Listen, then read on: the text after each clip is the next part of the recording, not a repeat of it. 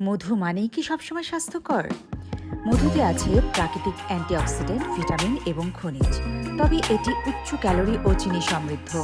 প্রতি চামচ মধুতে প্রায় ৬৪ ক্যালোরি থাকে, যা চিনির চেয়েও বেশি। অতিরিক্ত মধু সেবন ওজন বৃদ্ধি এবং রক্ত শর্করার মাত্রা বাড়াতে পারে। মধু প্রাকৃতিক হলেও এটি অ্যাডেড সুগার হিসেবে বিবেচিত হয়। অতিরিক্ত সেবনে হৃদরোগ, ডায়াবেটিস ও ওজন বাড়ার ঝুঁকি বাড়ে। ১ বছরের কম বয়সী শিশুদের মধু খাওয়ানো বিপজ্জনক হতে পারে, কারণ এতে বোটুলিজম ব্যাকটেরিয়ার স্পোর থাকতে পারে, যা শিশুদের অন্ত্রে বিষাক্ত টক্সিন তৈরি করতে পারে। তাই ১ বছরের কম বয়সী শিশুদের মধু খাওয়ানো এড়িয়ে চলুন।